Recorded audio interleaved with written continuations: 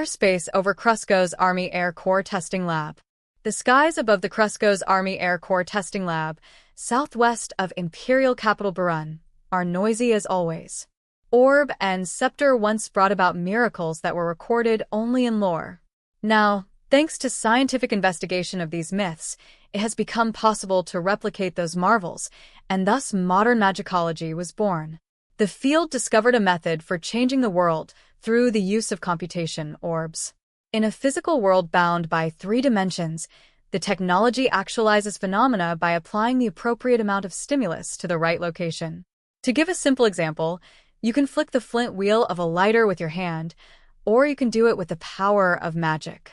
Once you understand the mechanics, it's possible to reproduce any number of magical wonders. Yes, magic has become a technology.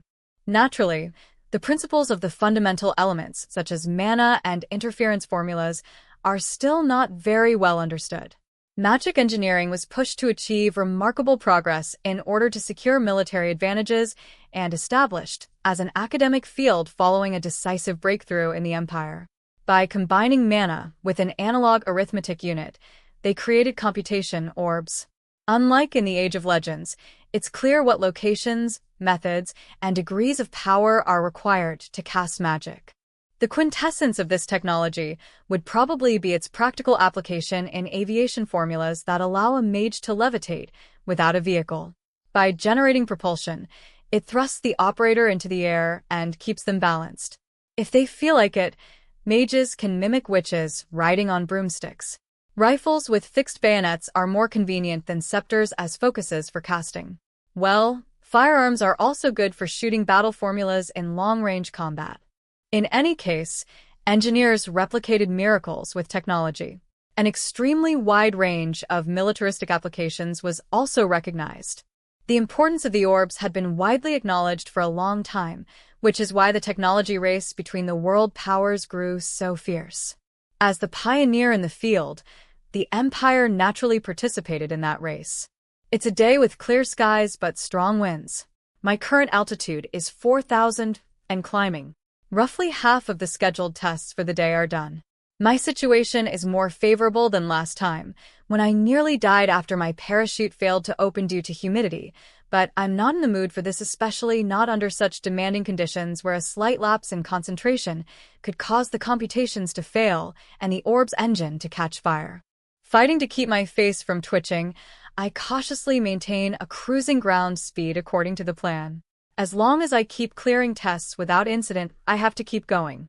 And that means ascending. Yes, I have to continue climbing using the new model, an absolutely unreliable, horribly flawed prototype orb.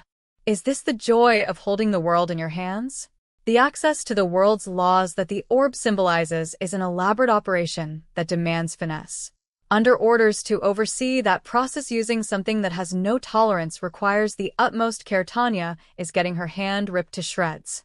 If it weren't for advances in medical science, she would be stuck spending her life with only her left arm.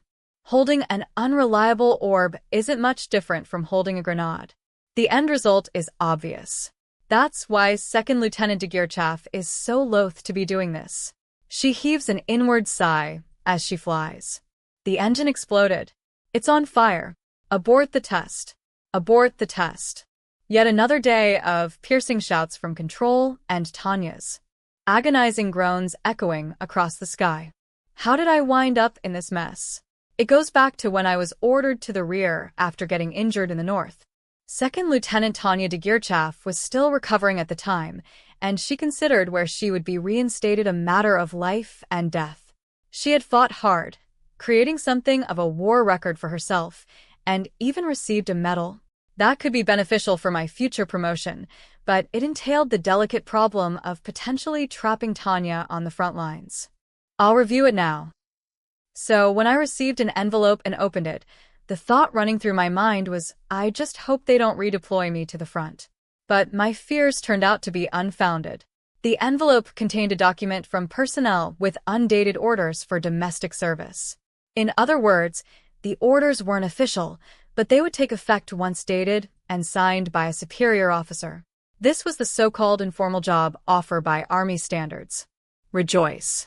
It's unofficial notice of your domestic assignment with a combat instructor unit, along with a request that you be lent out to headquarters as technology inspection personnel. In sum, the proposal wasn't bad. In fact, it was rather ideal, a domestic position that was, for all intents and purposes, rear service. But the instructor unit and tester positions were still associated with a strong career path. She could tell they held her in high regard. Most importantly, getting assigned to the domestic combat instructor unit had many benefits. As the Imperial Army's most elite group, not only were its members given the best equipment, but it was also a holy land for combat research. The unit was a great place for me to hone her skills and excellent environment for improving the chances of survival as much as possible. Even if Tanya had to teach, it was a perfect position from which to steal other people's techniques. To top it off, an attachment to the instructor unit would be no stain on her record. The vague temporary transfer request to serve as technology inspection personnel for headquarters wasn't so bad, either. Headquarters was practically the epitome of rear services. As long as I was a tech verifier there, I could hide out in the rear behind the excuse of conducting tests. If there was anything to nitpick about, it would be that a position in the railroad department or general staff was even more preferable due to the low probabilities of accidents in both. But it was such a minor difference. The compromise seemed more than acceptable. I intend to respect your wishes as much as possible, but is it safe to assume there are no objections? Perhaps the commander respected Tanya's wishes as a matter of form, but in reality, the decision had already been made. There was no expectation that she would reject the offer. It would be inexcusable to turn down the positions after they had been served up on a silver platter. The only three options were yes, oui, or ja. Yes, I have no complaints. I humbly accept my deployment orders. Excellent. You will test a new model at Supply and Logistics Headquarters. As a formality, you will transfer there from the instructor unit, the commander said before scribbling my acceptance onto the document. He proceeded to sign off on the orders and hand them back. On paper, my transfer was complete at that point. How efficient. Perhaps the whole unofficial notice was a formality in its own right. Nonetheless, I'm sure you must have some things you want to ask. Permission for questions granted. I always love a sensible superior. He deserved my admiration. I appreciate it. In that case, first I'd like to ask why you went to the effort of assigning me to the instructor unit. Normally, wouldn't a position at headquarters be good enough? I couldn't help but wonder. Of course, I was more than happy to have a career in the instructor unit, but I was keen to figure out the politics and circumstances that led to personnel giving Tanya not one but two great positions. I didn't want to accidentally step in a pile of trouble later and take a nasty spill. But the answer to Tanya's question was quite simple, if exasperating. Ace or not, sending a child to the front is bad for optics. I knew the brass were a bit slow, but it took them that long to catch on? I'm technically a child, meaning I should be cared for. Apparently, the bigwigs had finally woken up and smelled common sense. So, you're telling an ace to go be a decoration in the rear?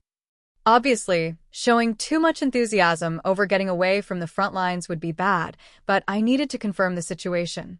If things were going the way I hoped, I would be set with optimum conditions for her survival plan. Wonderful. Truly wunderbar. Right then, I felt as though I could reach an understanding with all the people of the world. I was so thrilled behind Tanya's cool expression that it made me worry that I might get strange ideas. What a novel opinion, Lieutenant. It never would have occurred to me. With those words, Tanya was confident her predictions were on the mark. I didn't know what the higher-ups were after, but at least the superior officer before her hadn't denied her conjecture. That meant she was probably in the clear. The safety of service in the rear was truly wonderful. Do excuse me. The higher-ups think highly of you. That's why they've made you a position in charge of developing the new model. Actually, it was within the realm of common consideration from personnel to assign a capable mage back from the front to instruction or tech development. In that sense, it was a plausible reason for transferring a young soldier from the front.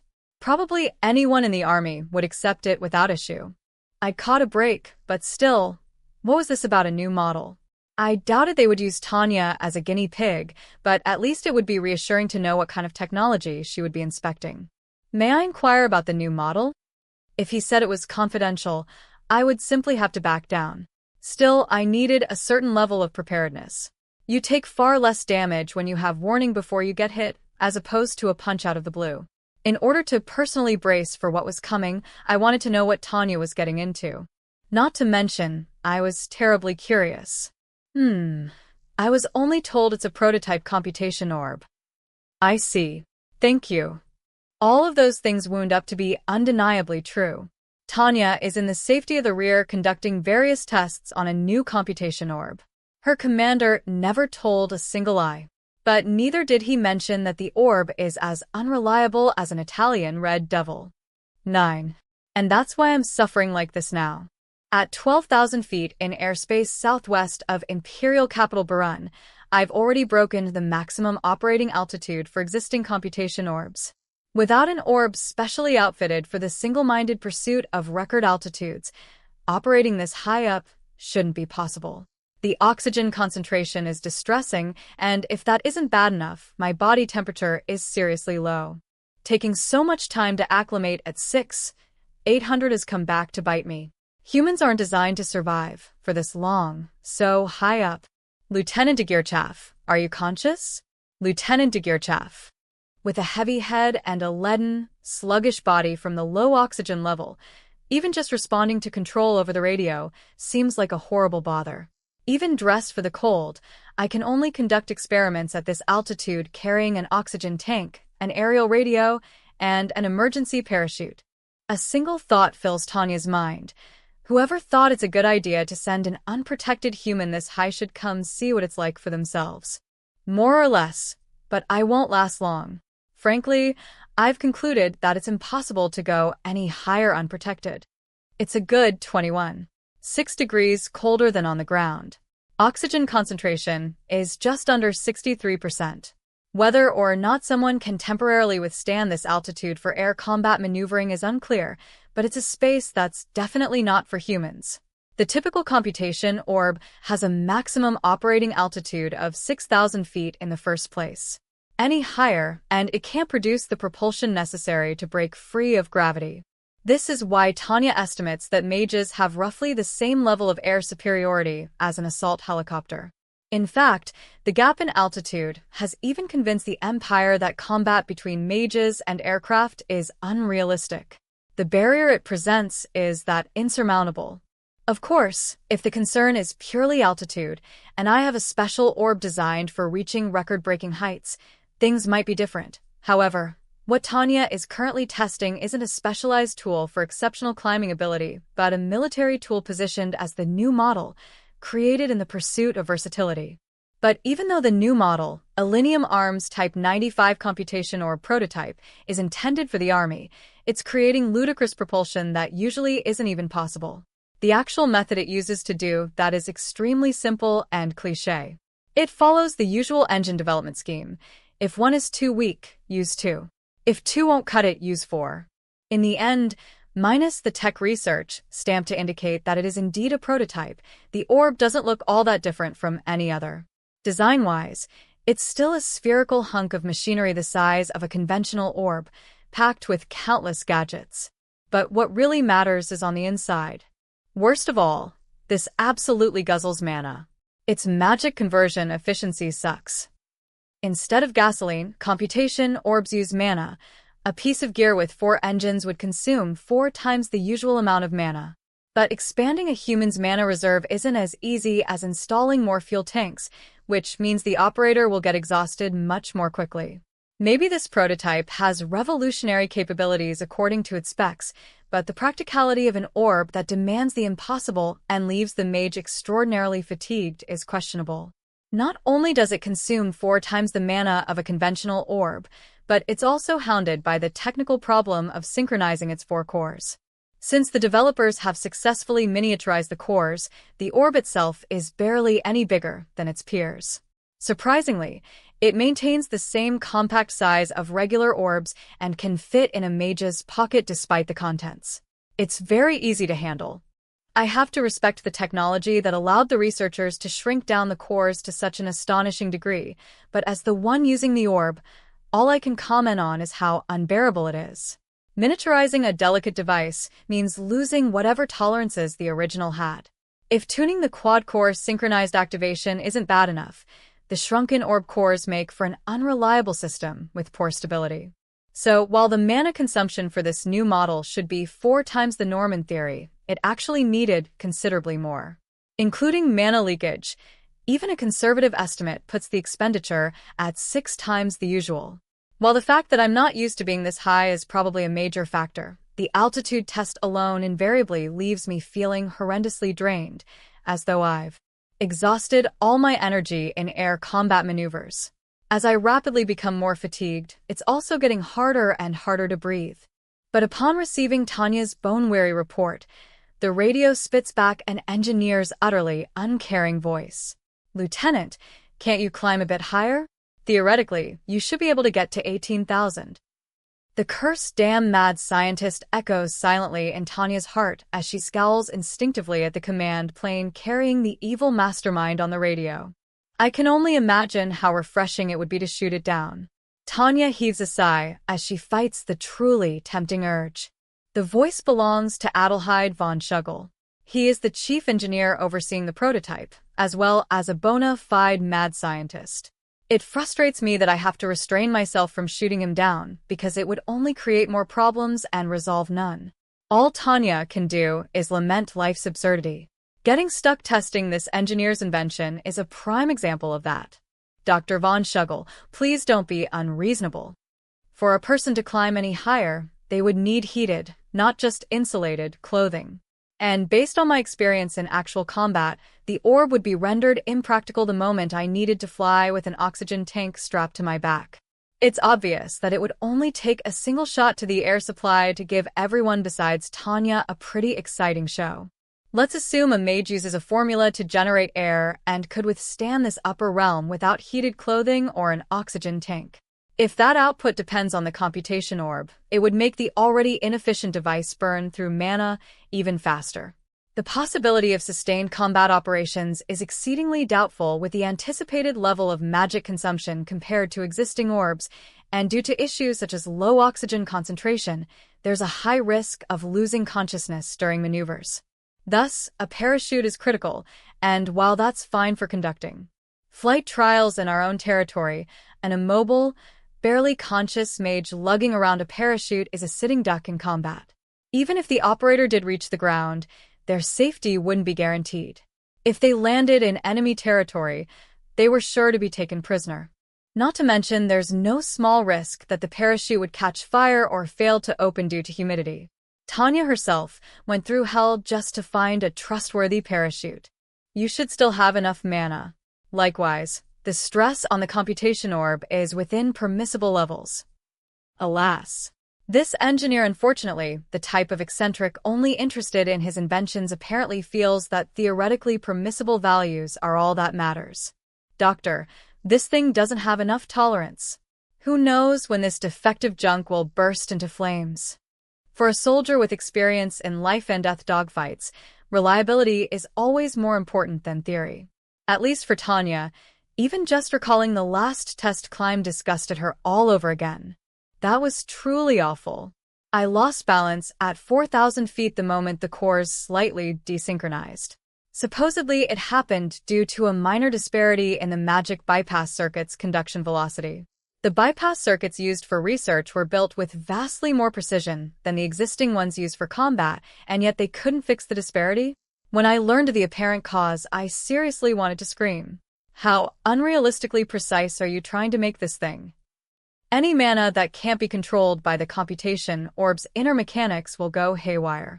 As a result, the cores, unable to withstand the overload, blow up in a chain of magic explosions. Luckily, I was able to quickly suppress them with a spare computation orb I brought as backup. But I was only able to handle the crisis because it had happened at around 4,000 feet. Up at 12,000, where the ambient temperature is too cold to move around in, the air was thin on top of that. I'm not sure I could hold on to consciousness. In the event that the prototype orb catches on fire at this altitude, if I can't get it under control, I'll end up sharing an intense kiss with the Earth. Even if Tanya doesn't have any attachment to her first kiss as a girl, nobody would want a kiss like that. Isn't it common sense, in a totally normal understanding of the word, to toss something if it can't be controlled? But life isn't that easy for someone with professional obligations. I'd throw it away in a second if I could, but the prototype computation orb is a mass of secrets.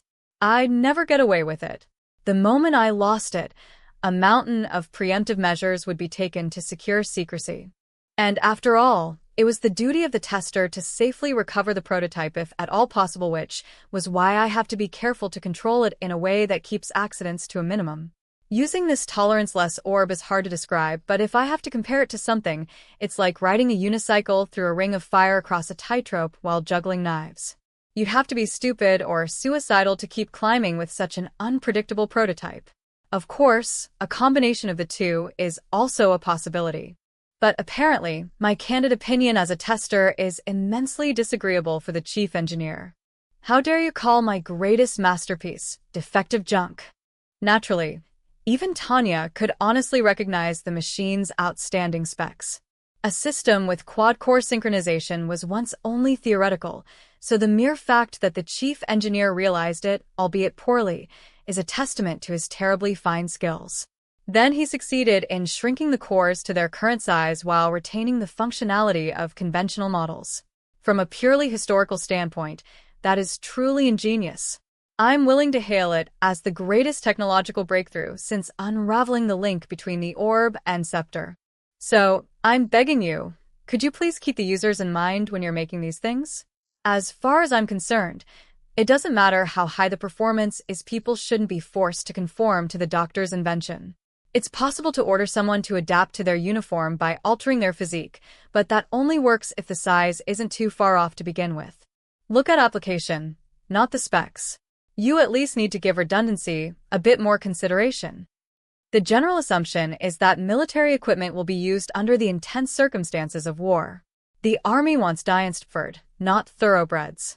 Do you realize what you're saying? Are you trying to desynchronize the optimized orb?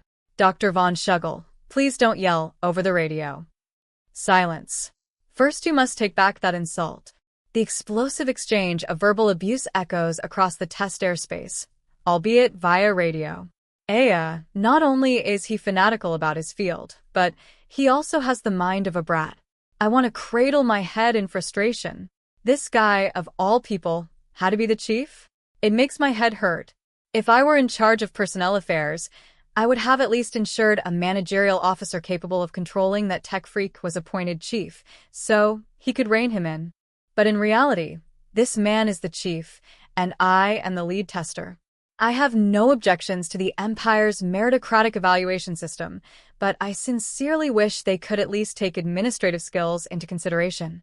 I just want to scream, it's high time you figured out the difference between technical and administrative roles. Like I said, my dissatisfaction with the Empire's administration rose from my prior experience as an administrator ages ago.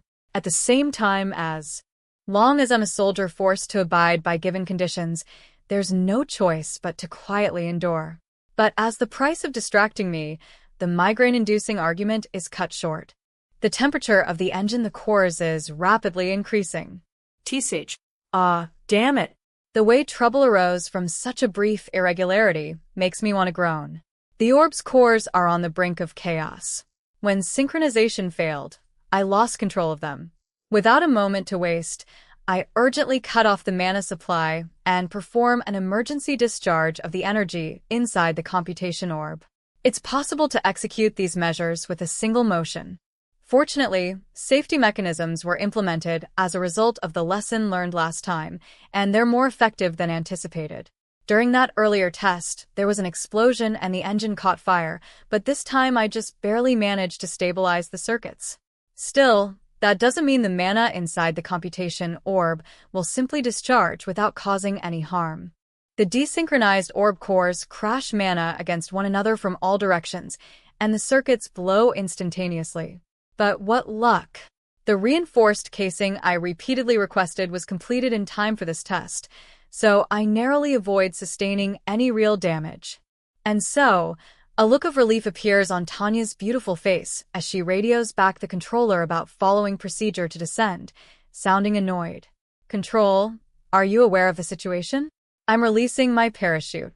I have plenty of altitude, and this is near the Imperial capital, a non-combat zone at the rear. Under such conditions, it's safer to open the parachute than scramble to activate a spare computation orb while falling. In the capital, I can float leisurely down without worrying about getting shot at. In this case, all I need to do as I come down is hang tight and prepare for landing. But just as my parachute opens and I begin to slowly glide down, Rog, hey doctor, stop it. Get back. Please get dash. Upon catching the sound of a stupid argument over the radio, Tanya couldn't help but look up at the sky and waste some precious oxygen on a heavy sigh. This is clearly the sound of a struggle for the radio set. Apparently, a certain someone is throwing a fit trying to forcefully snatch it away. Did Chief Engineer Adelheid von Schugel obtain genius in exchange for good sense? While there are plenty of cases where an individual's character isn't correlated with their capabilities, I never expected to encounter someone this bad. Either the world hates my guts, or I'm cursed by the devil. Well, given something as unscientific as magic exists, I'm going with the devil being X. Lieutenant de Geerchaff. It happened again? Apparently, the signaler's noble battle ended fruitlessly, and the evil scientist has swiped the radio set. Even so, I have to appreciate that he fought bravely to defend it from the doctor. But since that battle was unsuccessful, I have no choice but to exercise my right to self-defense against the mad genius. I never dreamed my world would become a place where I needed to save myself. If I have to put it into words, where is law and order? The world wonders. At this moment, I feel the utmost respect and admiration for jurists. I genuinely wish someone, even a formalist, would restore legal order. If I may speak freely, that's exactly what I'd like to say. After all, the bizarrely intricate system prevents even simple explosion-type magic formulas from properly activating. Actually, the number of times the malfunctioning system exploded on the ground outnumbers the times I've managed to create an explosion with a formula. When they told me that I would be conducting test flights, I never thought I would end up once again recognizing the greatness and struggle of flying. I'm not one of the Wright brothers, but this has made me realize anew how the pursuit of flight technology is intimately tied to the risk of a fatal crash. At least those pioneers flew personally, shouldering the danger upon themselves. Chief Engineer Adelheid von Schugel makes others do it for him. And to top it off, he's so self-indulgent I couldn't believe my ears when he claimed that safety features lacked functional elegance. The moment I was finally able to manage proper evaluations, albeit barely, he added strange test items and tasks. That was when I impulsively submitted a transfer request. Unfortunately, it was denied. Why? As immensely unfair as it was, apparently, I was the only one who had even managed to get any testing done. In fact, my contact at Personnel Affairs actually told me to forge ahead atop the corpses of my fallen predecessors when he admonished me. I assume he meant it figuratively, but apparently he meant exactly what he said. The front lines seem more promising in terms of survival. Just the other day, I heard that I now qualify for the Wounded Cross badge. It's your lack of concentration that causes these problems. And you call yourself a soldier? I've endured Shugel's insults and fought the inner desire to launch into a screaming fit of curses. I certainly didn't join the army because I wanted to, and it isn't a fun profession, but I did indeed join. I assure you, I'm an Imperial soldier. However, a soldier's duty is to wield weapons. By no means does that include coaxing some defective junk to work. I had originally perceived the job of an Imperial soldier as waging war with a computation orb in hand and a rifle over the shoulder. By no means did I ever think it entailed carrying faulty machinery and blowing up without warning. Even soldiers have the right to complain if they're issued a broken rifle or a computation orb gone haywire. At least, that's certainly the case in the Imperial Army. Not to mention reliability and durability are imperative for a mage's equipment in the harsh environment of modern warfare. That's common sense, even among new officers. And it extends beyond mage's sturdiness and dependability are supposed to be top priority for all military equipment. Bluntly put, a bizarrely elaborate, one-of-a-kind item isn't suitable for combat. It's the same as how a race car designed in the singular pursuit of bleeding-edge performance can't withstand the grind of general everyday use. A delicate, intricate weapon that can't tolerate rough handling by soldiers is practically meaningless on the battlefield. What was that? Did you call it defective again? Naturally, it isn't as though the army doesn't understand the necessity of technology inspection. And sometimes, to exhibit its technical might for propaganda, the Empire would produce trial equipment that specialized in a single area in order to shatter records. If it's racing to break a world record, that would be one thing, but the prototype orb issued to Tanya is known as the leading next-generation candidate, making versatility absolutely essential. Does this mad scientist even take weapons development seriously? Isn't this more like a hobby for him? As Tanya questions the chief engineer's common sense, she can't help but wonder how supply and logistics headquarters could go along with this. The world truly is a mysterious place. What part of a computation orb that randomly breaks at this altitude could be considered a legitimate weapon? If an aircraft's engine suddenly stopped, everyone would call it a killing machine. If the defects were particularly awful, it would even acquire renown as a widow maker. But this computation orb has even bigger problems than that. After all, it's nigh miraculous to get the thing to run at all. Not only is it prone to malfunction and breakage, but also its output is unstable and overall, it's completely unreliable. I can't help but feel that this thing shouldn't even be called a weapon. Only because you oafs smash them left and right. How do you break my precision instruments so fast? Because you build them so fragile. Do you know what military usage means? This mad scientist definitely does not understand the term. Admittedly, though, he has managed to fulfill all the specs that the army requested. Although it only holds true on paper and only to a certain degree, at that the prototype has a functional altitude that makes it possible to intercept bombers. This capability would once again dramatically increase the strategic value of mages. Immediate applicable firepower would be quadrupled, theoretically. The attack potential of mages would skyrocket. But that's all assuming the damned thing works properly. It should be a given, but frankly, an orb that's a work of art or requires lab maintenance is useless. It's tempting to ask if all the chief engineer wants to make is a thoroughbred that only needs to deliver top performance for a brief moment during a race. Normally, computation orbs are precision instruments that work fine if they receive basic maintenance once a month. Mobilizing the entire technical staff to work on an orb after every use is absolutely outrageous, by which I mean the full technical staff of the research institution equipped with the most substantial rear support facilities. Namely, the supply and logistics headquarters. The doctor must have forgotten the meaning of maintenance. Not only did he miss the desired maintenance standards for the front, he wasn't even in the ballpark. The fact that this is an advanced prototype must imply that Tanya is expected to perform a certain degree of certification. But I'm endlessly amazed by just how many of its application problems can be resolved. Why don't you understand how revolutionary the technology behind synchronizing four engines is? I'm perfectly willing to admit it's revolutionary. That's why I keep telling you to make me one that actually works. Theoretically, it does work. Why can't you use it right? He's more like an academic scholar than one of the top engineers working in the field. He spouts exasperating nonsense with a straight face. Based on Tanya's personal views and her albeit somewhat biased theory on human resource management, in the event there is a scientist at her workplace in the future, there's only one thing she needs to watch out for, simply put, whether the person is nuts or not. Before even worrying about administrative abilities, first things first, can they manage the basic communication needed to work in a team? Just that one point.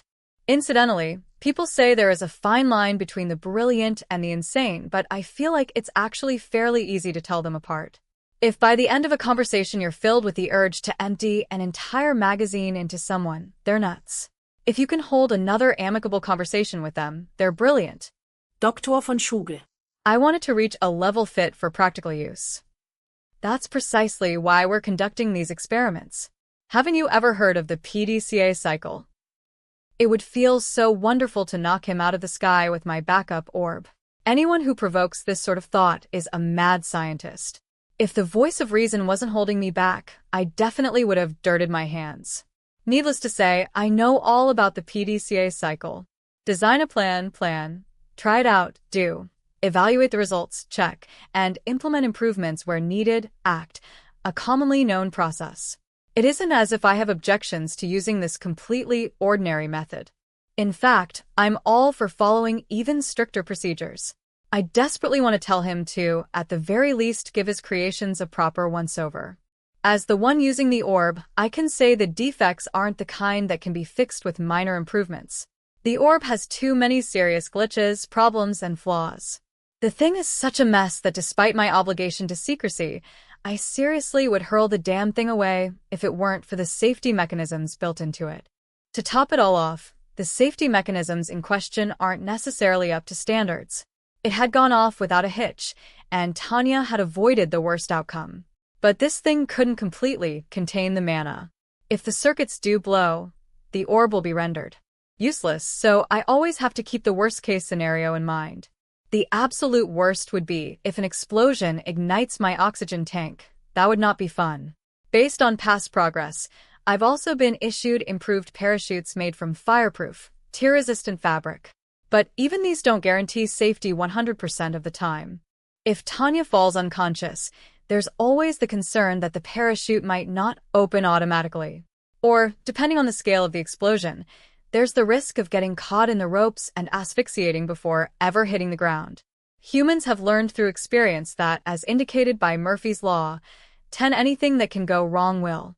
If an office employee has the ability to cause trouble, trouble there shall be. For example, it's common knowledge in personnel management not to keep a bankrupt employee in a department dealing with finances. In the same vein, flying with an orb that can explode at any time is like sitting around waiting for the blast to happen. Upon landing, I decide to submit a transfer request in earnest this time. An emphatic nod reveals the depth of Tanya's determination. Even if the worst should come to pass and I fall out of favor with my superiors for a time, I swear that I'll negotiate with personnel. As things stand, 100 lives won't be enough for her. The assignment to the instructor unit is Tanya's only hope. I used my affiliation with them as a shield and begged to assume my duties there, but begging didn't cut it. There's a very real possibility I'll become a human sacrifice to one of the mad scientist's experiments unless I give up on unofficial overtures and submit an official transfer request. I gotta send that transfer request and as fast as possible. And so, immediately after I land and fulfill my obligations, I pick up my pen. Imperial Army Supply and Logistics Headquarters, Technology Division.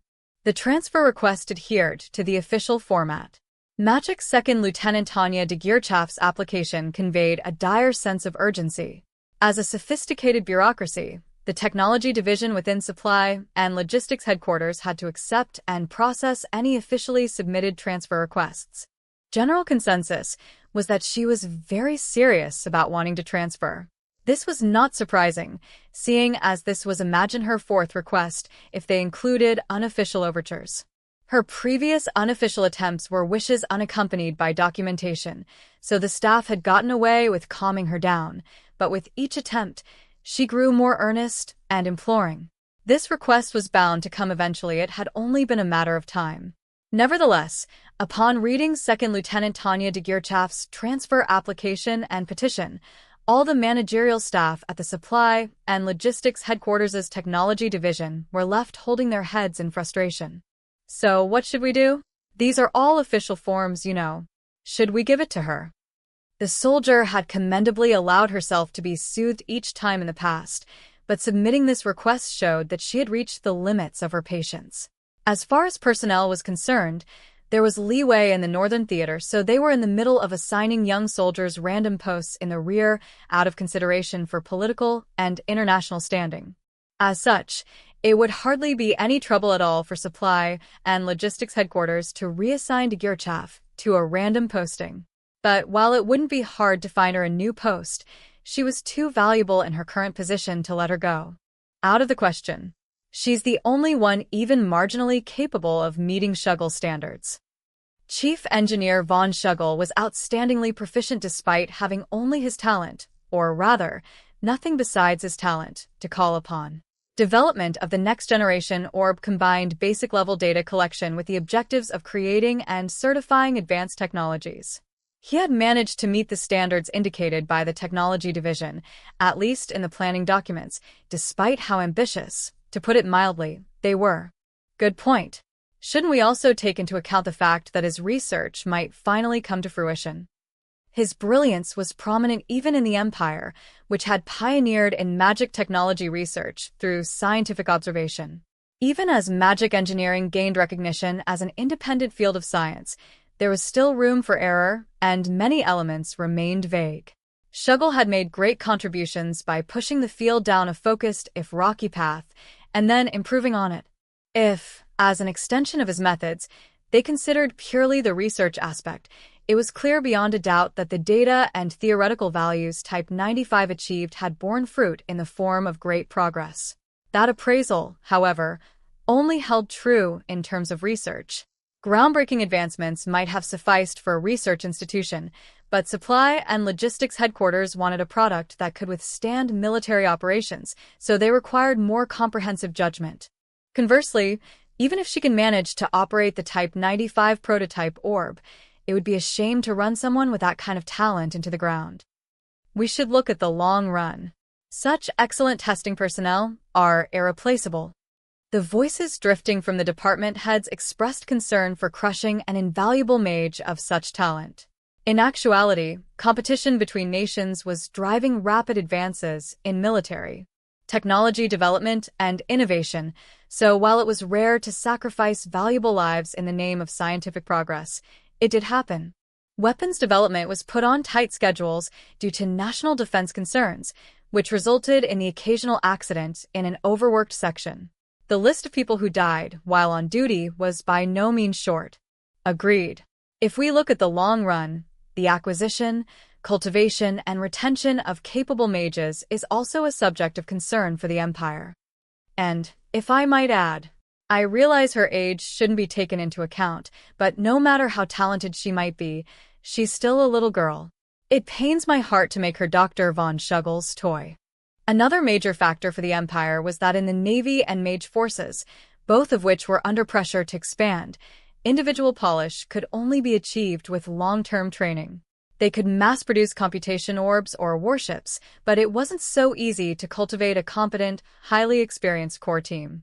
On this point, not only did Degirchaff fall into the youngest age group in the army, but she was also an academy graduate with actual combat experience.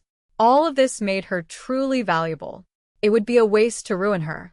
Additionally, Elinium Arms wasn't the only factory striving to be chosen to manufacture the next-generation Imperial Standard-issue Computation Orb, and that created a problematic political situation. Everyone present had to hope they could prevent the media storm that would arise if they allowed the promising recipient of the Silver Wings Assault Badge to die on duty. Above all else, Degirchaff was simply too young in the eyes of anyone sensible. Even if they didn't make it a matter of conscience, there was the possibility her talents would dramatically improve with time. The skills she had already demonstrated made it clear that she had a promising career in the military. If they asked themselves whether they should throw her to the dogs, the answer was no. The higher-ups might have permitted her temporary transfer, but they made their message loud and clear by appointing her to a position in the instructor unit. You're free to monkey around with her all you want, but send her back alive. But the whole reason we're stuck agonizing over what to do is that the Type 95 orb is too promising to lose. The words slipped from the mouth of one participant with his head buried in his hands, summarizing the group's predicament. In reality, it has also been a fruitful endeavor. The technological achievements are by no means insignificant. The anticipated returns from the research were gigantic enough that the Empire was willing to tolerate a certain level of risk. That was precisely why they poured money into the Type 95 budget like water. And after investing a massive amount of capital, they were finally beginning to see a glimmer of potential. When it came to military technology, the Empire dominated. One of the central pillars of its technological supremacy was its revolutionary advances in magic technology. That potential had implications. The returns would be massive, so wasn't developing the project worth the cost? They already had proof of concept for the synchronized orb core technology. With that alone, it would be possible to dramatically boost mage capabilities. I will acknowledge the significance of quad-core synchronization, but we hardly have any idea if it will ever be practical. Naturally, even the opposing faction was willing to acknowledge the project's technological significance. It wasn't as if they didn't appreciate its revolutionary nature. Nor did they deny that the Empire profited greatly from devoting itself to backing the scientific analysis and cultivation of magic. But in their opinion, certain aspects regarding the development of Type 95 made it too expensive. After all, regardless of its theoretical values, user feedback indicated that it was too problematic for practical use.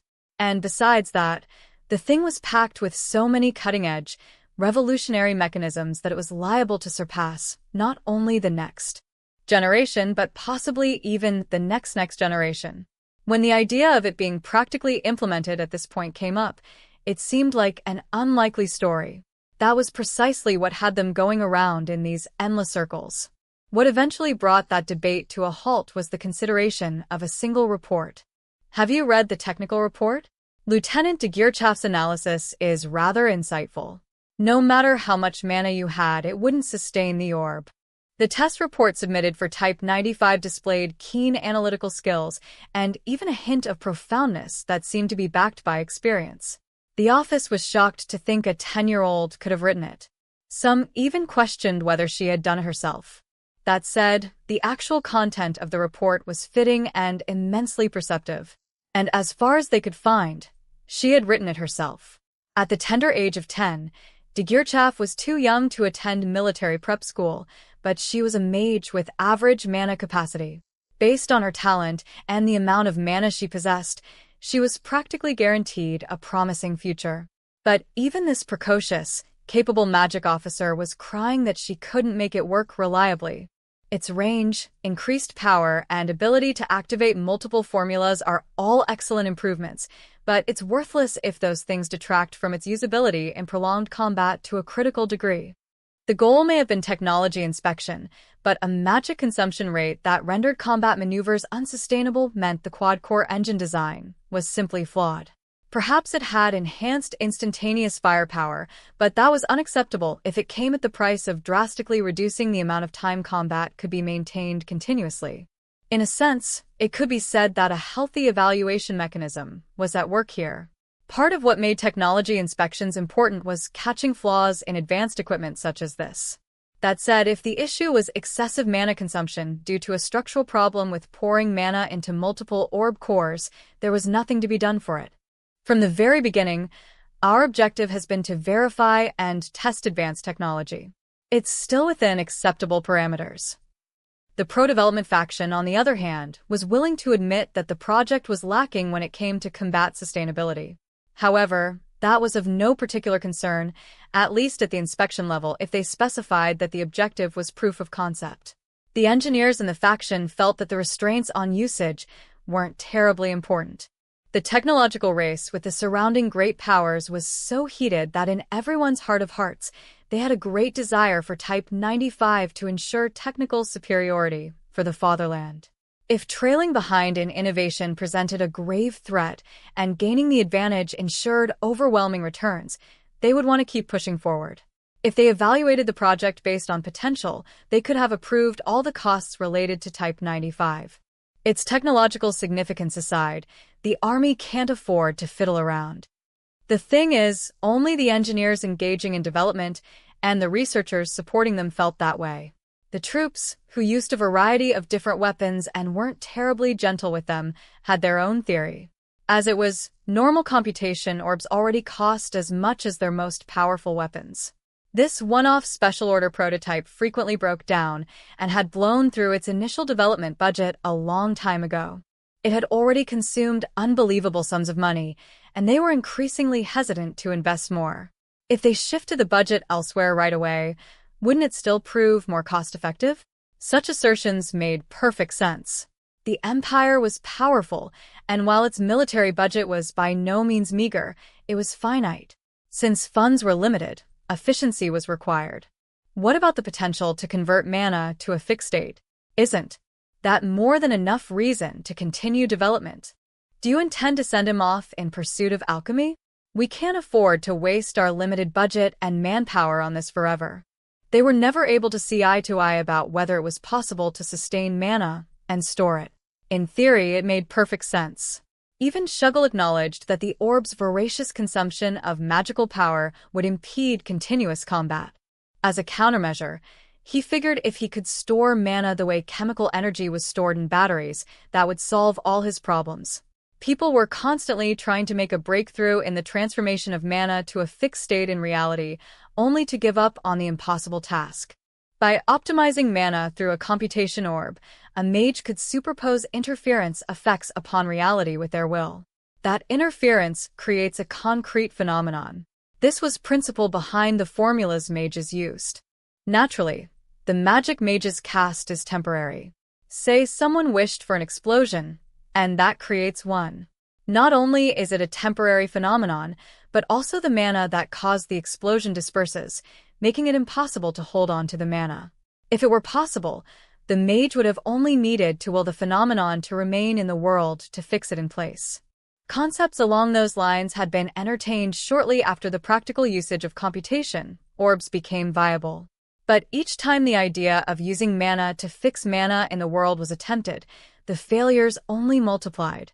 Though researchers were often optimistic, there were mountains of papers describing failed implementations. All the great powers that had put serious effort into the idea thus far had already abandoned it. By interfering with the world with one's will, an object could be created. It sounded easy enough, but telling a mage to actually do it was akin to telling them to defy the laws of nature and perpetually bend the laws of physics. At that point, it was venturing into the realm of alchemy from the stories of yore. In other words, that was how far-fetched it sounded, at least to the row of realist soldiers. In their eyes, the overly hyped new technology was plain suspicious. The theory itself was also quite old. In a sense, the theory stemmed from a technological dream that should have been left to future generations, much like alchemy, but it had become so notorious that not only soldiers involved in weapons development had heard of it, but also anyone working in magic. Bending the laws of nature and maintaining that state required a massive amount of mana. In order to raise the amount of mana that could be poured in at once, phenomena had to be cast with at least 2 cores. Likewise, fixing phenomena required another 2 cores. As a result, fixation required perfect control of at least 4 synchronized cores that were also performing their own tasks in parallel. Up until now, all of that had been merely theoretical. He's already realized quad-core synchronization. You can't deny the possibility. As it stands, we can't count on it reaching perfect synchronization. Lieutenant Degirchaf is the only one to have had any luck with it, and even the mission-capable rate she's achieved is unsatisfactory. This was precisely why the pro-development faction and the group that suggested pulling the plug reached completely different conclusions despite observing the same results. The former saw a glimmer of hope, while the latter dismissed it as futile, and both conclusions were logical to a degree. Realistically speaking, an orb that had trouble with each and every test was unreliable.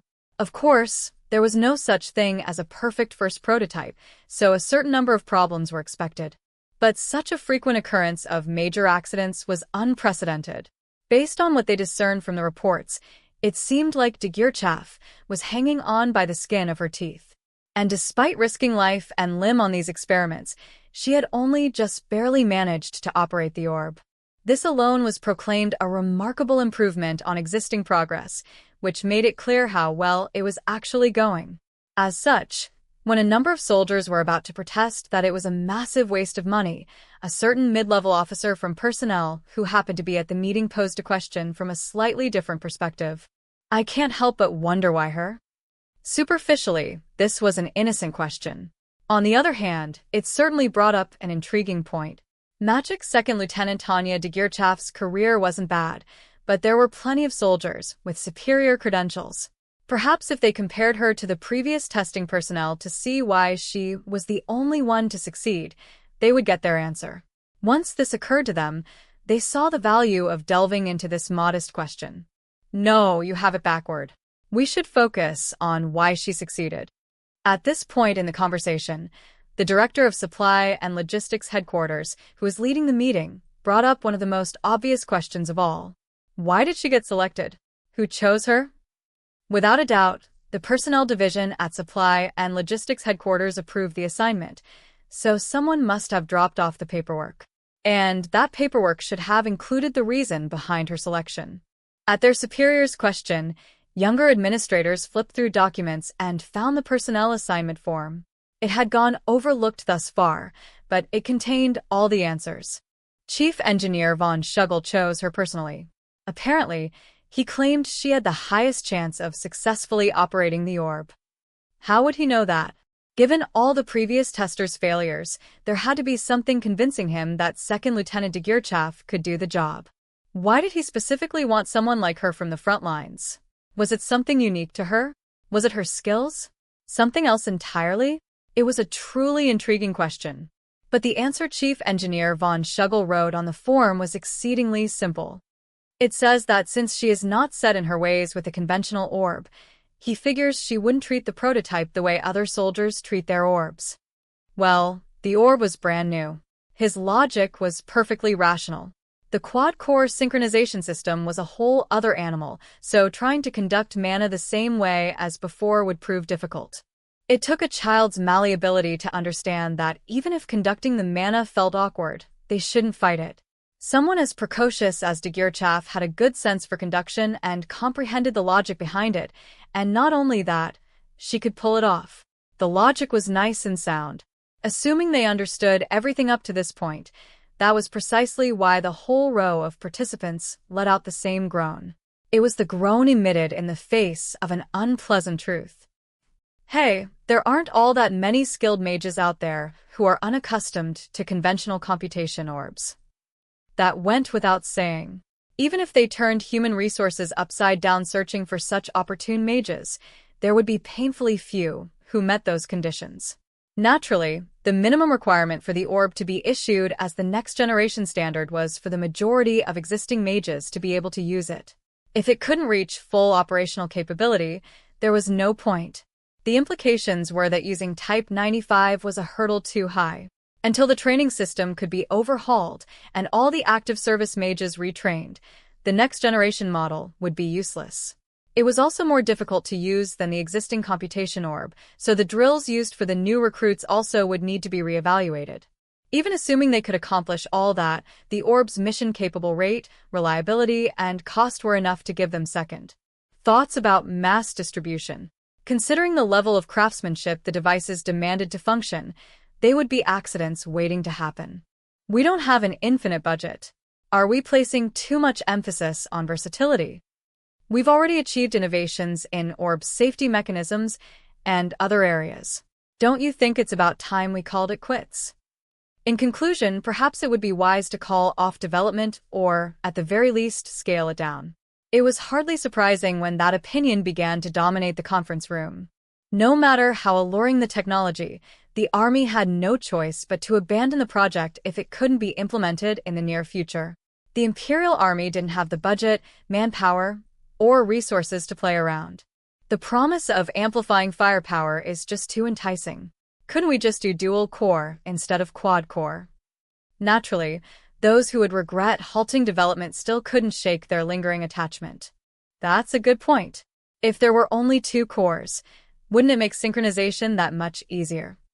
Relatively, yes. Compared to quad-core synchronization, coupling only 2 cores together would of course be easier. Ironically, the solution came from a member of the technology department who was part of the pro-development faction. But even then, we believe lackluster mission-capable rates would be unavoidable due to its complex structure. The mechanics for synchronization itself had been innovative and complex from the get-go. They couldn't really hope for an improved availability rate. In that case, it'd be quicker to just have mages carry 2 computation orbs. They're useless if their operation is spotty on the front. From the looks of it, were not ready for synchronization technology yet. They stopped further development. At that point, it was the natural decision, beyond the realm of perception. Gentlemen, I fear the situation is grave. This was the godly realm. And in one corner of this realm, the gods were genuinely distraught. Their distress was sincere, even benevolent. As you already know, the number of pious humans is decreasing rapidly. It is immensely difficult to balance religion with the advance of civilization. Some guided man to higher planes of existence. Others intervened as little as possible. Regardless of which method they subscribed to, a growing number of limitations threaten the continuance of the life and death cycle system. In particular, the more advances people made, the happier they were and the more their faith crumbled. For the system, there could be no worse nightmare. How did the test fare? Not good. They may have perceived it as a supernatural phenomenon, but beyond that, a radical archangel and some others had advocated for generating supernatural phenomena to restore faith to the hearts of the people. Believing they should follow the example set with Moses, they had been experimenting, but their results were far from successful. Science would probably be able to explain things someday. The phenomena exceeded the people's comprehension at that point in time. It was simply unexplained and, as such, nothing more than a subject for investigation and research. I had a feeling it wouldn't go well. I wonder what the issue is. In the past, all we had to do was talk to them, and they would understand that we were gods. Sometimes they would even call on us. Yes, they should have spoken to the people when they were deeply religious. Then they would have been able to communicate their divine will. Not only that, some people would have called out to the gods of their own accord. Now there were none. There were hardly any voices truly seeking salvation. How had it come to this? When an answer proved evasive even upon extended consideration, it was important to go back and re-examine your successes. That statement was in and of itself extremely logical. As such, their noble ideals and sense of duty led them to take action, and they investigated everything from the age of myth to modern times. To them, the age of myth was just another memory of the past. Naturally, they could recall each case one by one to examine if they so desired. Isn't divine grace what made it work? The conclusion was very pragmatic in a way. What do you mean? In the past, back when human civilization was terribly undeveloped, we intervened to protect them from catastrophes that would have been impossible for them to avert on their own. In the contemporary world, storms no longer posed a significant threat to developed countries. Not even a hurricane could crack their foundations, let alone destroy them. Frankly, for the majority of nations, high winds and heavy rain would only manage to paralyze the cities. It was a completely different environment from the age when a single storm could devastate farms, wash people away, and leave entire families destitute. Hence, the gods took care not to intervene. More than the humans wanted, and because of that, they were being forgotten. It was essential to encourage mankind's self-reliance so they could develop higher-order cognition. Yet for the longest time, no one foresaw this would lead to a lack of faith. In ancient times, the people would praise progress as divine favor. The Roman Empire existed right alongside the gods. After the fall of Rome, the Church ruled the Middle Ages in the name of God. However, advocates for the divine right of kings argued that sovereignty was bequeathed by God. This caused the Church to gradually change its doctrine. Then, out of religious faith, scientists began to seek the truth of the world created by God. Before anyone knew it, mankind had completely lost their belief, although that was no one's intention. Yeah, lately the civilizations in the mortal realm have been progressing nicely, so we decided intervention could stunt their development and left them to their independence.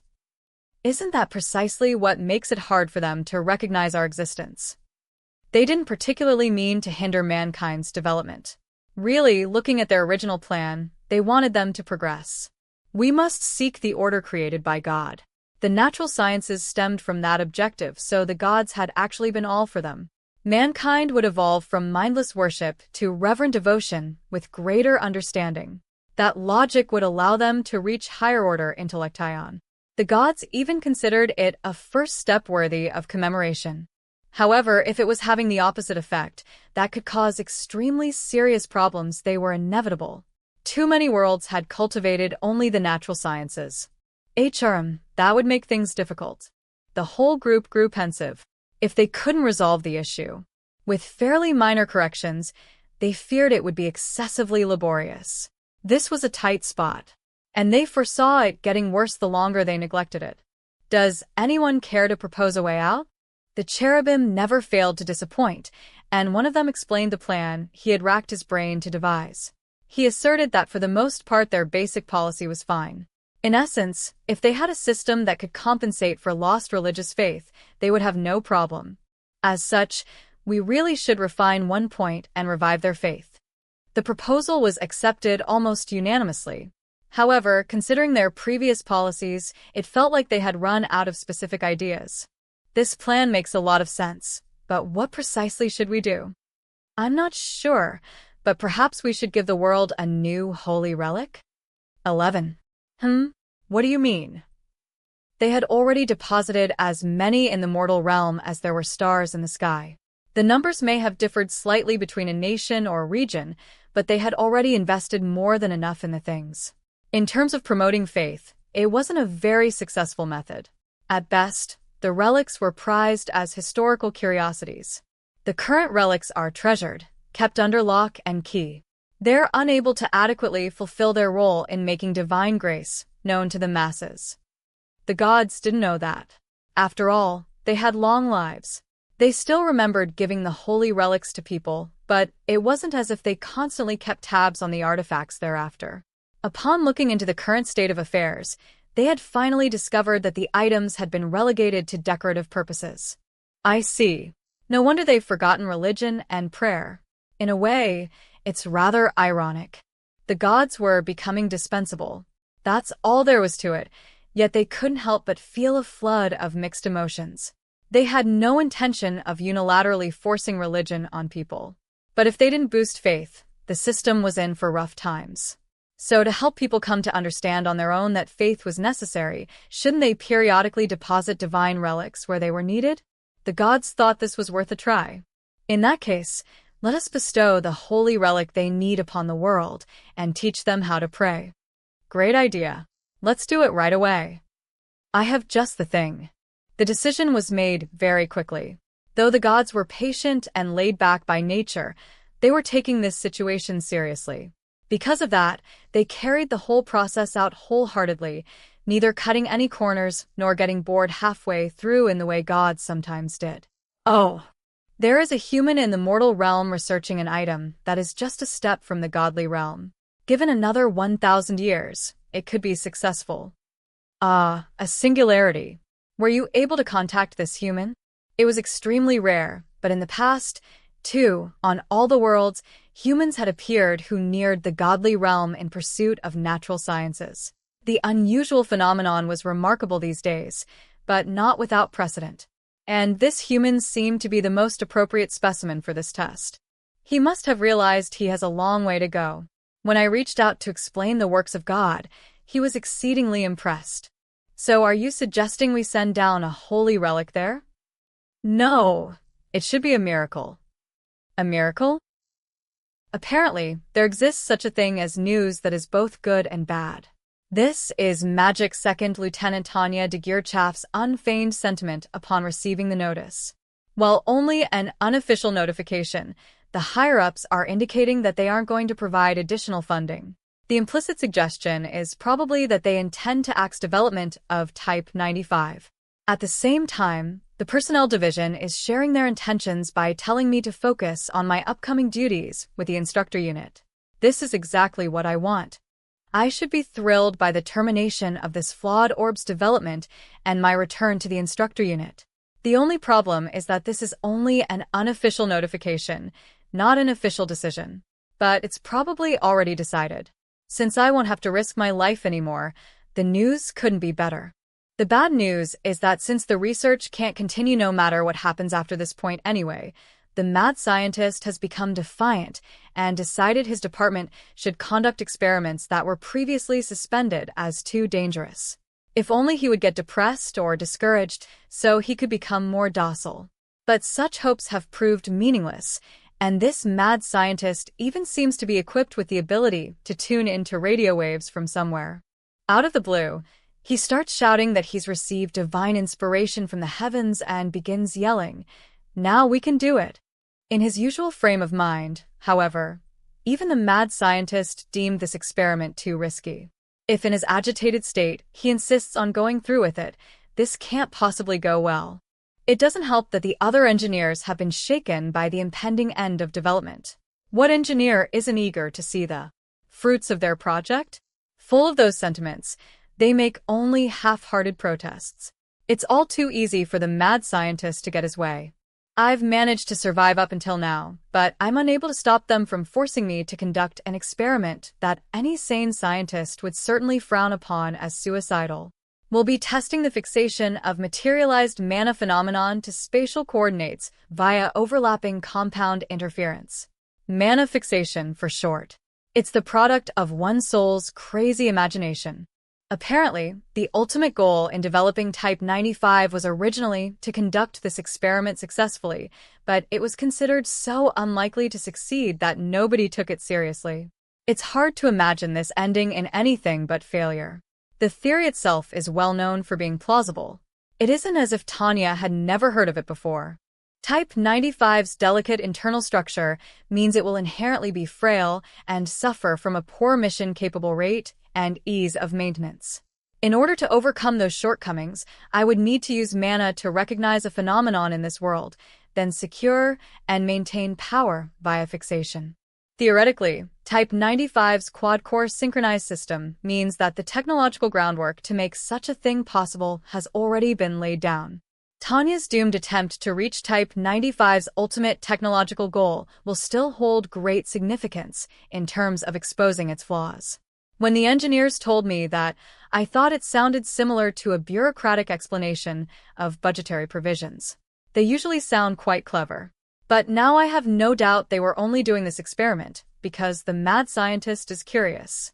Even if I form an argument to point out the obvious obstacles involved, it would be futile. Surely the loon has no intention of calling off the test. He's desperate for it to go well, and he has to be pushing ahead based on unhinged judgment that relies entirely on luck. Lieutenant, you're ready, right? Of course, he has to understand what level of danger is involved. So how in the world can he crack such a gleeful smile? I suddenly question Shuggle's sanity. An urge comes over me to tell him to take a good look around. We're in one corner of a vast live-fire exercise range with absolutely nothing man-made nearby, as far as the eye can see. If I go out of my way to look for evidence of human activity, all that catches my eye is the recording apparatus and the doctor. The rest of the team appear to have accurately assessed the danger. They're currently at an observation station considerably removed from the test site, monitoring the situation only through the on-site viewing device. No one's willing to run through the standard signaling checks. In other words, all the personnel have taken shelter on the assumption that Type 95 will explode. Hence Tanya's apparent misery as she continues to suggest canceling the experiment. Doctor, can we please just not do this? According to calculations, the worst-case scenario has the entire exercise range blowing sky-high. Shuggle is the only one with unwavering faith that Tanya will pull off the nigh impossible task of attaining absolutely perfect control. The thoughtful development team is kind enough to have a fully equipped medical team on standby. Their elaborate preparations include a highly experienced critical care team and a full-scale field hospital. Scientific progress always has its sacrifices. Naturally, it won't just be you. I am here as well. So, what's the problem? While everyone else feels apprehensive about the experiment, this one man, Chief Engineer Adelheid von Shuggle, retains his cheerful smile as he makes that statement with confidence. How glorious it would feel to smash my fist into that cheerfully smiling face of his. Maybe you want to get blown to smithereens by your own invention. Talk about getting what you deserve. What I want to know is why I'm stuck killing myself with this mad scientist. Isn't a compulsory double suicide a bit too much? But Tanya manages to express those feelings in a genuine but socially appropriate, roundabout way. Honestly, I wish she would employ that grace for something else. A scientist must stay loyal to their pursuit. Now stop complaining and start the test. But evidently, the moral madman is too much for Tanya. If that's how you're going to be, then go ahead and die if you'd like. Just do your best not to inconvenience those around you. If that's too much to ask, at least don't bother me. I'm a soldier, not a scientist. Tanya is only working as a soldier. Under no circumstances does the job description include committing suicide with a scientist. And, in a sense, the scientist has the perfect response to her protest. Then consider it in order. Now, get going. If Tanya is a soldier, she should obey the orders according to chain of command. He's completely tied her hands with that, but he's absolutely right. Supplying mana to Type 95 now. Having resisted in every way possible, Tanya laments her misfortune as she begins slowly, carefully pouring energy into Type 95. Observation team, Roger. Our prayers are with you. It's common courtesy to say that, but now the words have taken on an ominous tone. The fear that Type 95 will explode at any moment is plain in my expression. Frankly, I feel like my life is in greater peril here than back on the battlefield. Both a mage's tough defensive shell and the protective film for deflecting direct hits are cast using magic orbs. The thought that I'll have no protection when the orb explodes is worrying me to no end. But upon seeing the indescribable emotion contorting Tanya's face in response to the anxiety for this absurd situation, Shuggle dares to smile. Tanya feels as though it's virtually the first time she has seen the doctor smile reassuringly out of consideration for her. His expression almost seems to be telling her to relax. What? No need to worry. This is practically guaranteed to work. When Tanya sees how he is the pure, innocent, dangerous gaze of a cultist, skepticism transforms into blaring alarm bells in her head. I should steer clear of that crowd. Doctor, what makes you so confident? If he's simply a psycho, it would come as no surprise. The problem is that his insanity threatens to involve Tanya in an immense, inexcusable crisis. What? It's quite simple. The doctor flamboyantly opens his arms, acting as if he's about to start expounding upon a simple truth. That alone is enough to send chills down Tanya's spine. Confidently preaching the truths of the world with innocent eyes? That is something fanatics do. The type that's immersed in some dangerous religion. And what might that be? The most dangerous move to make when dealing with a blind believer in something is expressing agreement or denial. I was taught back in my human resources days that if I ever needed to peacefully force resignation from an employee under the influence of a cult, it was necessary to avoid affirming or denying their beliefs. The idea is to remain distant and leave no room for misunderstanding. Thus, all Tanya can do in this situation is try to prolong the conversation using the gentlest voice she can muster. I am the chief engineer. Lieutenant, you are the lead tester. That is to say, if we work together instead of standing at odds, we can do anything. All cult members are just like this. They only say reasonable things in an even tone with an innocent expression at the very beginning of an encounter. The other day, I received a divine revelation. A divine revelation? Yeah, figures. I was afraid of this. It's probably just a figure of speech. But this ominous premonition, the voice of reason won't stop screaming. I've got a bad feeling, like Super Dreadnought class bad. That's right. If we say a prayer to God for success, those who believe in him shall be saved. I groan in spite of myself, although I brace for this. Before realizing it, I also heave a massive sigh. He just said to ask God for success? A scientist just told me to pray? Thinking that far, it quickly occurs to Tanya how unlikely this scenario is. Did the chief engineer lose his mind over the project getting terminated? That's entirely possible. Realizing as much, I judge that regardless of orders, it's too dangerous to go through with the experiment. In a split-second decision, I curb the flow of mana and initiate safety mechanism activation to prevent the orb cores from going haywire. I am told it's important to be humble, free of arrogance. But the safety mechanisms won't activate. Feigning calm externally, Tanya can't hold back her shock as she looks again at the orb in her hand. It's the same all-too-familiar prototype orb she conducted countless tests on. Multiple safety features could clearly be seen and aren't activating?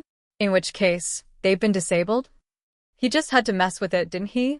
The only one who could have done it is the peacefully smiling chief standing before me. He's serious about this. He's so crazy to begin with that it takes me a moment to fully realize. Isn't this a wonderful opportunity? Let us join in prayer for success. Doctor, aren't you an atheist? The god of invention came down to me. Now, I'm a devout believer. Crap. Things really do look hopeless. The Type 95 starts acting wacky, much like its creator. I've been controlling its coding with mana, but can't any longer. Something about the circuits doesn't feel right either. At this rate, the mana will hurtle straight down the path to chaos. And the safety features I normally rely on aren't functioning. If I try to extract the mana manually, it'll throw the whole system off balance, resulting in certain collapse. So despite realizing how dangerous it is, I have no choice but to keep feeding the engine energy. But at this rate, I'll eventually lose control. I'm caught by this dilemma, but it seems as good as settled that the orb will go berserk in the near future. At this point, I can't stop myself from imagining my unpleasant fate in vivid detail. We're sure to succeed if we become believers of invention and pray. By the way, what would happen if I don't pray? Well, I suppose we would both become martyrs. The lunatic replies simply. The dangerous smile on his face indicates he would undoubtedly embrace martyrdom with pride. It could be described as the ecstatic smile of a suicide bomber. We should call for a medic right away.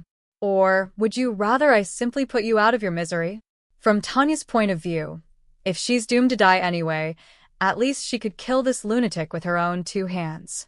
If she takes him out as she's being killed by his defective orb, at least she won't be the only one suffering a loss. An enticing prospect. Granted, it isn't much of a fair deal, but market principles assure me it's better than winding up completely in the red. Calm yourself, Lieutenant. Have you not met God yourself? If we both trust in God, we'll be saved. He says this at the very moment I'm winding up to make my hidden desire to kill him a reality. Tanya stops short. Whoa, wait a minute. The energy coefficient is rapidly destabilizing. The mana is out of control. This is insane. The cores are about to melt. All personnel evacuate. The observation team is shrieking. Tanya can't hear the screams as anything other than noise, but a second before she falls unconscious, she definitely feels it. I swear I can feel that damn devil being X grinning at me. Oh yeah, it's a supernatural being who plays with the laws of nature. It's the vile devil who toys with human lives. You set me up? Damn you, devil.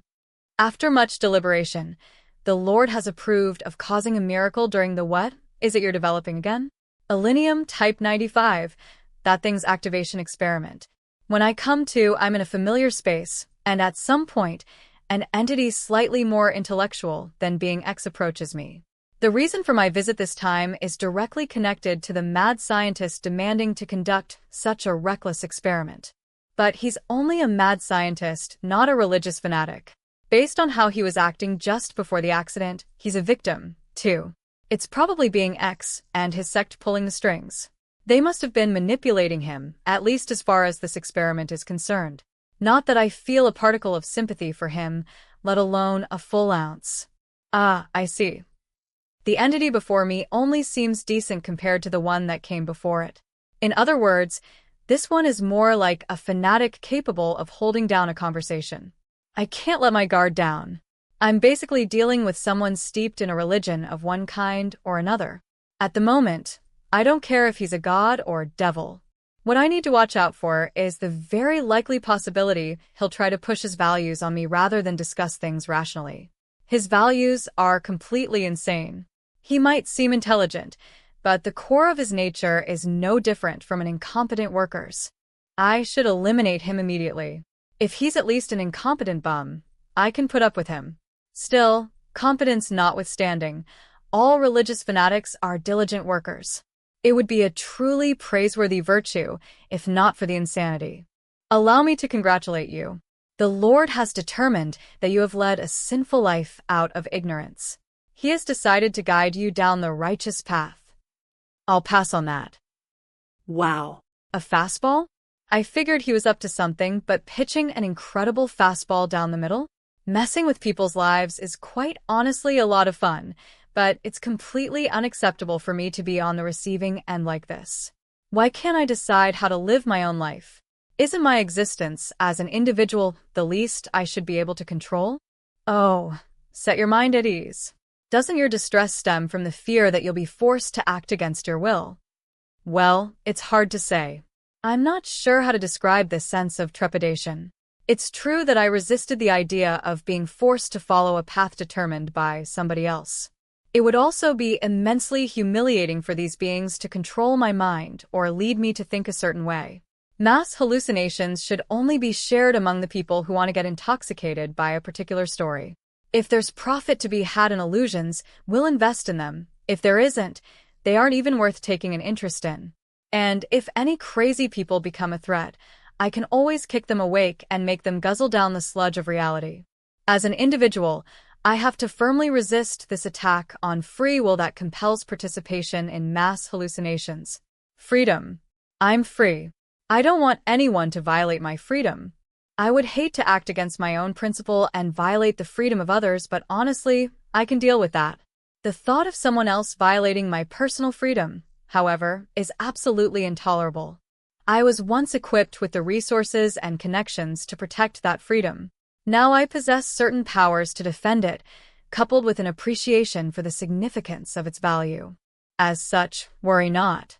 We shall bless your computation orb so that it may bring forth miracles. You shall use it and feel the grace of God. Surely that will enable you to offer him words of prayer.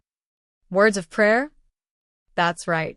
The words for praising the Lord were forgotten by your ancestors. It is through no fault of your own that they were not passed on to you. Well, that's obvious.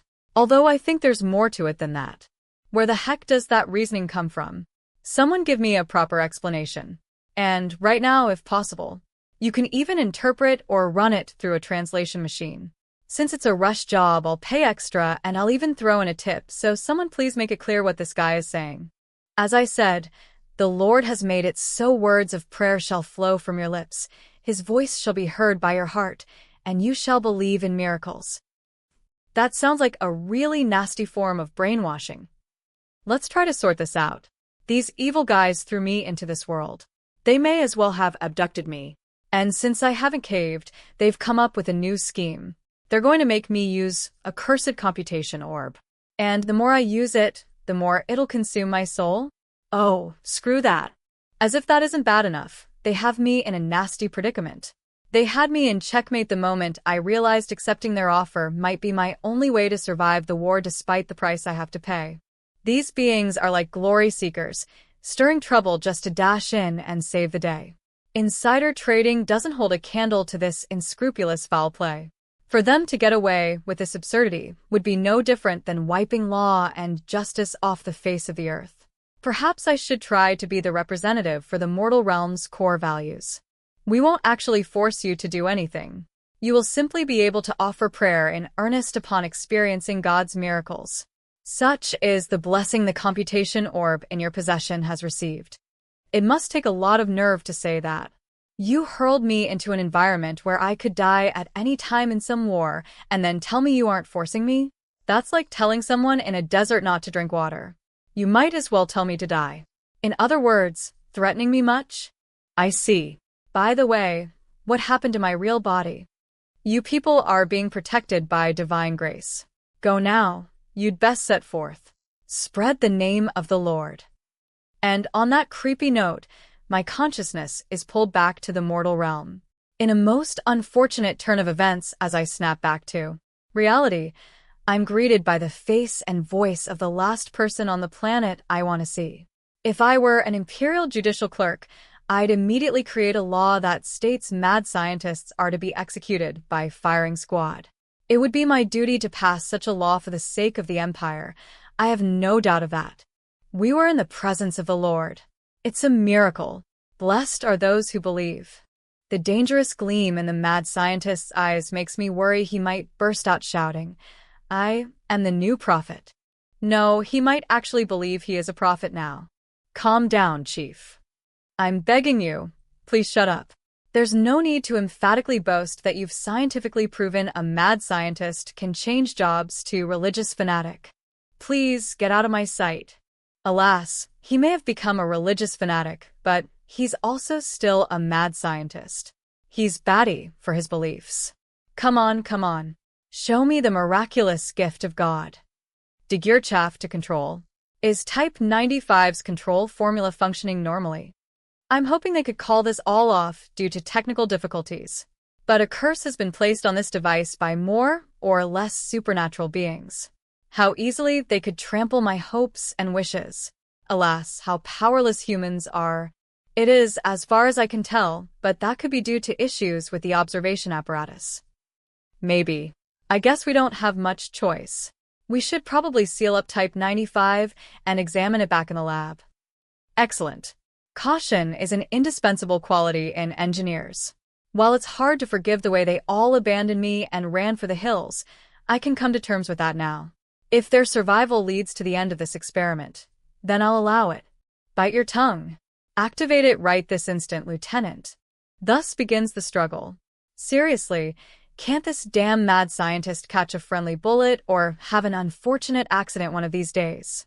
Actually, I'm sure he's gotten mixed up in more than a couple situations like that, so why is he still alive? I sincerely doubt this is true, but could he be a pawn for being X and his clique? I know he's my enemy, but is he my mortal enemy? I'm activating it. Theoretically, it will either work or the whole lab will blow up with us. I'm afraid that joke wasn't funny, Lieutenant. It wasn't the least bit funny. Mostly because I was dead serious. But seeing as this thing is cursed, I don't understand how this could end well. I run mana through the Computation Orb circuits and begin synchronizing the 4 cores. The energy flows absolutely smoothly, no difficulties whatsoever.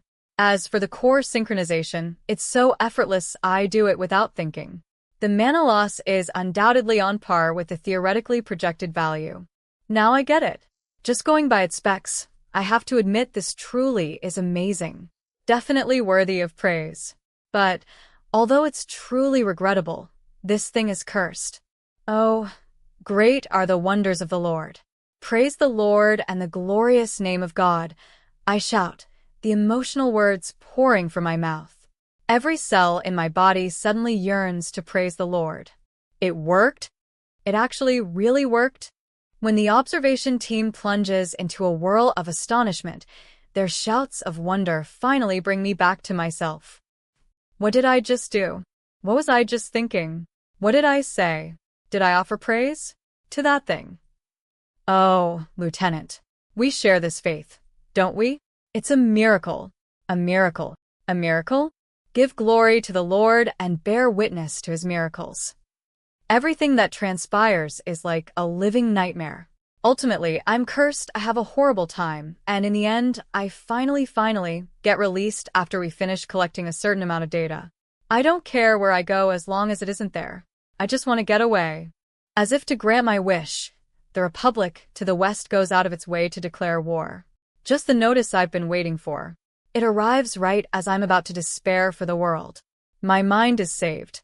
But I guess the easy life is hard to come by.